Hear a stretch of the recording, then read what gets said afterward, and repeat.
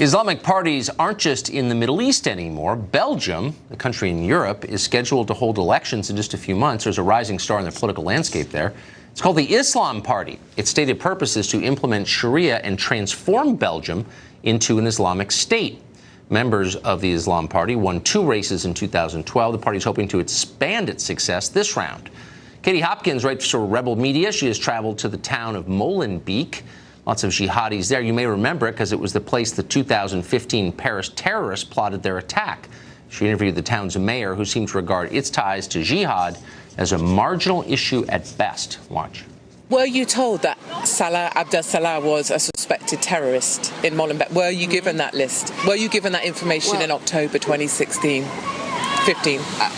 Yes. Well, we had a list, but this list was known. I just had a list of a few names.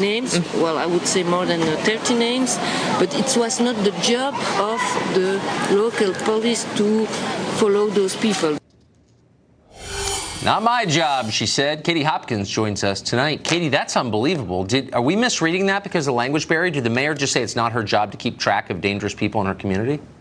Absolutely. She's the mayor of Molenbeek. She's been there for about 6 years or so now. She was given the name and the location. He ran a bar in the town of the coordinator of the Paris attacks, where 130 were killed, 415 were maimed. And when I said to her, you had that list, you had his name, you did nothing, she said, it's not my job. It was not my job to do something. And of course, this is part of the problem in the jihadi capital of Europe, where I've just spent 3 days, is that politicians turn a blind eye because they are dependent on the voters who are Muslim and they want their support.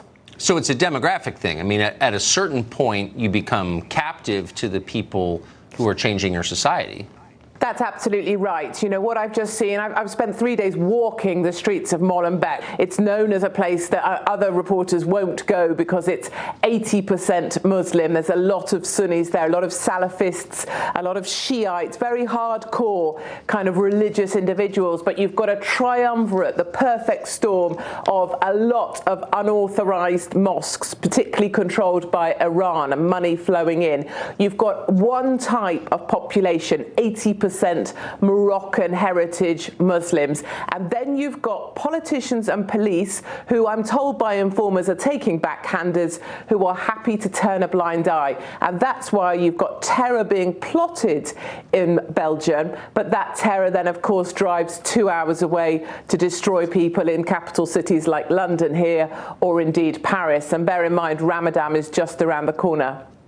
What do the rest of Belgium think of this? Ordinary Belgians, are they for this? Yeah. It's so interesting. Obviously, there's a great deal of white flight. I walk through, I think you have images and stills there, the marketplace. I was the only woman with my head uncovered. Everybody there is in a burqa. The Islam Party that are putting up 28 candidates in September, they want segregated transport, segregated living, and they want halal everywhere and Sharia. And I can see it coming. So there's a massive white flight. And academics and teachers and certain individuals will tell me their truths. They will tell me there are unauthorized mosques, that the teachers are giving up hope, that people want to move out, but they don't want to be seen to be saying that because it goes against the liberal narrative. But really, these areas still exist. There's a massive mosque there run by Saudi. It was given a 99-year free lease on a massive building in Belgium as long as they could bring in extremist imams to have access to these migrants. And then we wonder why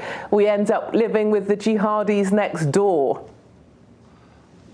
Is this a permanent situation? Are these people residents, citizens of Belgium? I mean, is it temporary? No, it's not temporary at all. They have citizenship. 95,000 people live in Molenbeek. About 85% of them are Moroccan heritage, but they are French nationals, often Belgian born.